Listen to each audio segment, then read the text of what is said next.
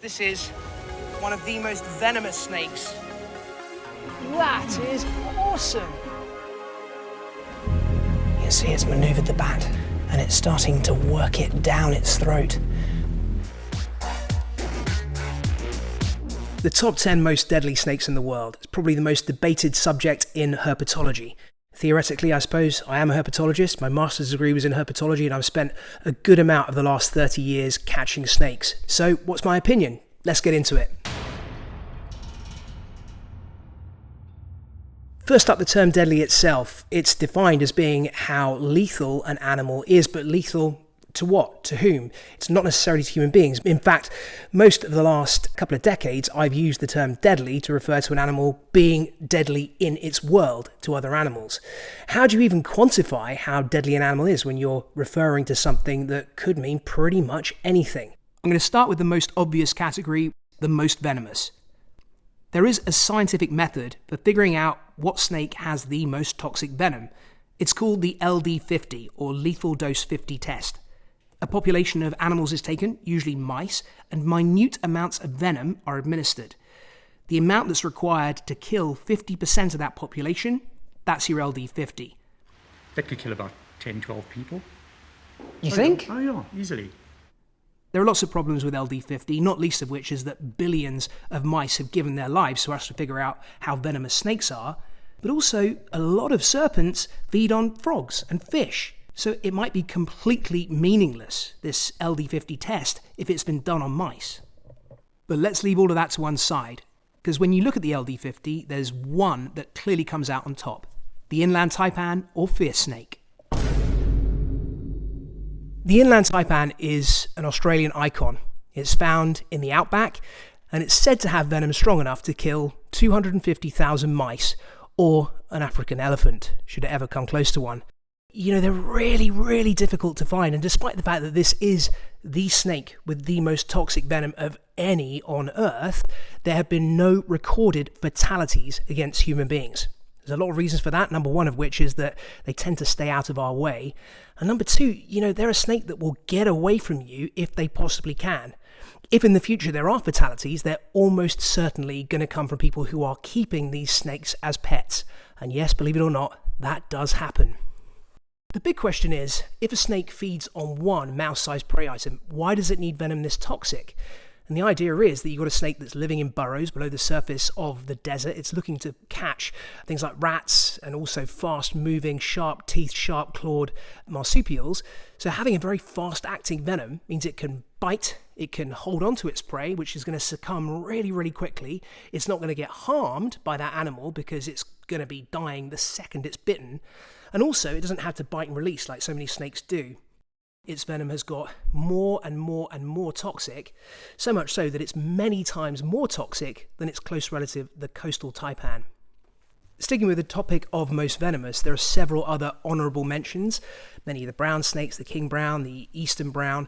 I think you've got to mention the tiger snake as well, because they are so common in areas where there are lots of people, and they're rated as being the 5th most venomous snake in the world.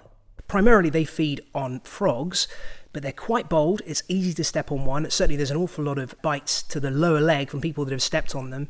But again, very, very few fatalities because Australia is so good at dealing with venomous bites.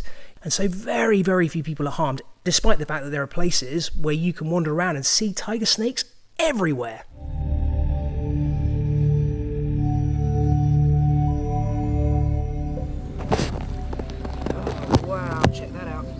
He's actually just injected a great big load of venom into my microphone. And that would be enough to kill a fully grown human. Oh, wow. So if the world's most venomous snakes are not statistically dangerous to us as human beings, which snakes are? Well, in the developing world, there is an epidemic of snakebite deaths, which is increasing all the time. Probably the worst countries are Bangladesh, India, Sri Lanka, countries where there's a lot of people that are working in the fields, in paddy fields, usually barefoot, with poor access to primary care, poor access to anti-venom, and generally just not having the facilities to be able to get people to somewhere where they're going to get help. And it's inevitably viperids. So it's this group of snakes which are generally quite heavy-bodied, quite slow-moving in terms of how they move locomotion-wise, but very fast-striking and cryptically coloured. They're camouflaged. So they're going to be down on the ground, and people step on or near them and get bitten to the lower limbs and then just can't get to help quick enough. There's two main culprits here, number one of which has to be Russels Viper. Russels Viper is a relatively large viperid. They're quite irascible, quite eager to bite, very well camouflaged, and they have a really, really nasty venom with lots of coagulating factors, hemotoxins, that is, toxins that affect the blood, and certainly in areas like Sri Lanka and in India as well, that is a snake that is killing thousands of people every year. Another culprit is smaller and much less easy to see, the saw-scaled viper. This is found across much of Asia, all the way into the Middle East. I spend most of my life trying to tell people that animals are not dangerous to us as human beings and we shouldn't be frightened of them. They mean us no harm. This is one of the few exceptions to the rule. A lot of the time, they're no bigger than our own adder here in the UK, but they're very difficult to see. They have a threat mechanism they can use to drive away animals that get too close. Sounds a little bit like a rattlesnake's rattle, but it's created by them rubbing the saw scales of their body against each other. And so you can hear this sound, and it's a definite one to leave the snake alone and go away.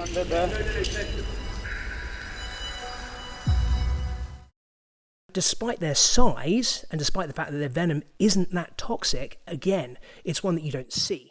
So you step on or near it, it bites, and there are an awful lot of people who are suffering due to the venoms of the saw-scaled viper. On the African continent, the equivalent would be the puff adder. The puff adder is another animal which is stout-bodied, which anchors itself in one place. It's a sit-and-wait predator, which is just waiting for its prey to come to it.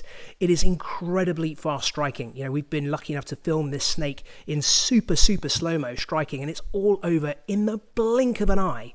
And it has very, very long, flexible fangs, which it can hinge on the upper jaw to stab into prey, quite a high venom yield, that is the amount of venom that's injected.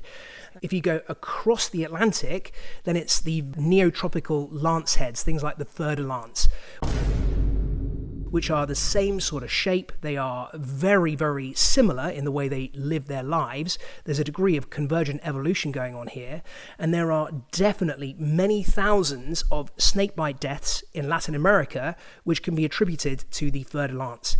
They don't tend to move away and hide like a lot of viperids will do if you step nearby them. They've got a very, very fiery temperament and are eager to bite. And because of that, lots and lots of people are getting nailed by Fertil Lance. It is an absolute beauty, but there is, even for a snake lover like me, there is something a little bit sinister about the Fertil Lance. Amongst the viperids, there are several who have the capacity to do far greater damage than Fertil Lance, puff adder, Russels Viper, etc. The really big viperids, like the Gaboom Viper, these have enormous fangs. On the Gaboom Viper, that is as long as my little finger. So a bite can go not just into the skin and into the bloodstream, but can go intramuscular. Venom can be planted right deep in an animal's system, which can mean really, really fast-acting effects. Again, it has hemotoxins, it has cytotoxins, but things like Gaboom Viper and Bushmaster, really hard to find, tend to stick to primary forest, and are very keen to avoid being anywhere near human beings. So there are very, very few bites to them. I would say that having been up close to them, the Gaboom Viper or Gaboon adder or a Bushmaster in the wild, they're one of the most placid, docile snakes you'll ever see. They are very loath to bite. They'll do anything they can to avoid you as a human being. They have to be one of the least dangerous snakes to us. But all of these viperids, if you survive a bite from them, that's not the end of the story. There are cytotoxins, cell-destroying parts of their venom, and also necrosis, cell death, can come from secondary affections too. So filming at a hospital in Manaus, I met with some victims of Fertil Lance snakebite, and 6 months after, they had been lucky to keep the limb that they've been bitten on, the results were horrific. If that were to happen to someone who is already suffering various other things, it can make a massive, massive impact on someone's life. All the more reason why we have to get smart about snakebite, and it's critical for us to get the message out about how to deal with snakebite to developing countries. Now, one of the biggest questions, and one I always get asked, is whether the big snakes, constrictors, pythons, can be dangerous to us as human beings. To a certain extent, I tried this out on myself in one of the very first series of Deadly 60 by taking a wild boa constrictor and deliberately putting it around my neck, and the results were pretty extraordinary. It wasn't that big a snake, 2.5 meters maybe, and yet after no more than a few seconds of constriction, you can see my face is going purple and red, and I genuinely cannot breathe. If it had been any bigger, I wouldn't have been able to get it off myself. Can I take this off now, please? Yeah. If I could get her off my neck. Oh. So a really big snake, a big anaconda, a big reticulated python, could they kill a human being? Absolutely they could. Could they swallow one whole? I mean, they've eaten bigger, so the potential is there. And there are always records circling on the internet of people who have been eaten alive by snakes. Almost all of them are bunkum. For the most part, these snakes will stay away from us as human beings, and they'll tend to take on things that are more in their normal prey size and range. There are a few well-documented cases of anacondas, and one at least of a reticulated python eating a human being, but for the most part, if you see something like that on the internet, treat it with extreme cynicism. I am lucky enough to have dived alongside a really big green anaconda. One of the spookiest experiences I've had in my life. And this was a good 4.5 meter long snake, so cheerfully capable of dispatching and eating me, but it seemed to be more frightened of me than I was of it. If I was on land, I probably wouldn't get this close, because I would think she would probably be about to strike. Wow! Something that was quite interesting was seeing it up close. It was clearly what we sometimes call in blue. It was coming up to molting its skin. And so it had the brill, the scale over its eyes had gone all milky. It was probably functionally blind and was sensing its way underwater using its tongue, which I had never seen before and was definitely incredibly exciting. So I want to round this up by talking about the snakes that I consider to be the most deadly. And I've got two contenders here, which are the two snakes that are most intimidating to be up close to. They are the biggest, the longest venomous snakes on their respective continents. And the first of those has to be the black mamba. They're often called the fastest snake on the planet. The Guinness Book of Animal Records says they're the fastest. They're not. Some of the coach whips and other colubrids can be far faster than a black mamba, even in full flow. But a snake that can be 4 meters long, that has an extremely pokey neurotoxic venom, is one that has to be treated with immense respect. I've been lucky enough to work with one of the greatest snake scientists in southern Africa, Donald Stridham, before he was sadly lost to us. One of his friends was killed by a juvenile black mamba 15 minutes after the bite. The bite took him 15 minutes later, he was gone. And to have that amount of neurotoxin delivered in those amounts, the venom yield is so high, it's a very, very dangerous animal. They're also sneaky, they're quick, they're fast striking, and to me, it is one of the ultimate predators in Africa. That said, there are very, very few people who are negatively affected by them for the same reasons that I've talked about with many of these other snakes.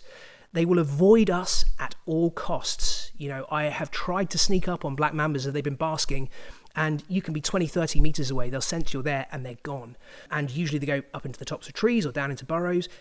And a snake that is enormous can completely disappear into a hole that's the size of a shoebox. So, they can be very, very difficult to find. But up close, when you've got one in your hands, there is nothing quite like a black mamba.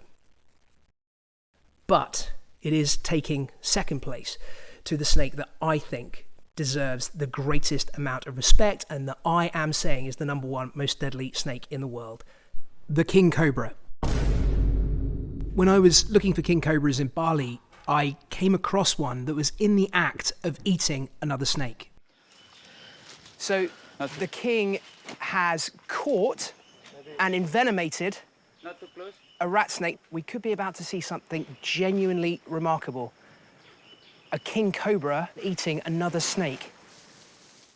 I think from memory it was a rat snake. It was about 2.5 meters long, and this king cobra just guzzling it down in one gulp like it was a strand of spaghetti. That's what its name means, Ophiophagus, snake eater. And that's what their diet's made up of, and that can include some of the most venomous snakes in the world. The king cobra is a snake that can, I think the record is 5.8 meters. 5.8 meters, that's insane. That's the length of a limousine. And they can hold 1/3 of their body length up off the ground. So theoretically, a snake that long could stand up and look me in the eye. They are the smartest of all snakes, by far. So if I'm filming another cobra, a spectacled cobra, a monocled cobra, it will hood up, it'll turn towards you, make a big display to try and ward you away, and it will look at whatever you've got in front of it that's moving. So if you hold your camera in front of you and you move it around like this, it'll follow your camera around.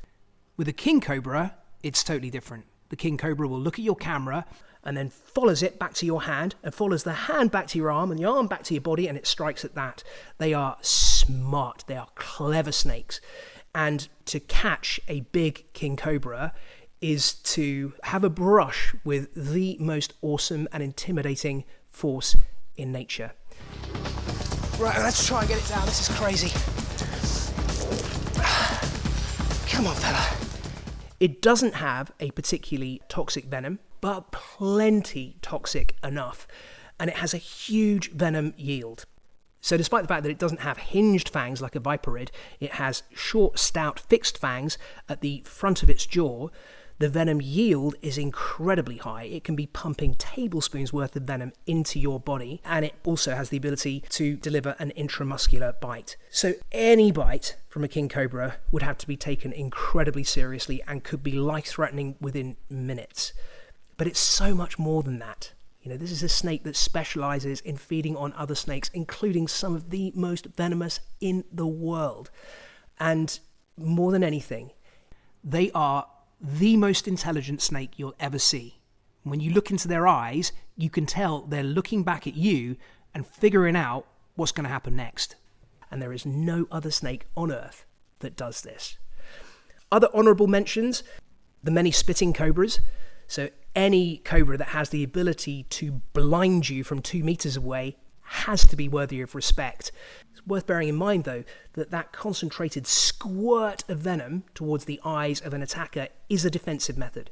It's a way of making sure that you don't have to get close enough that you have to bite something, which in turn is going to put you at risk. And an honourable mention also has to go to the rattlesnakes. The neotropical rattlesnake or the western diamondback are the ones that probably most got my attention.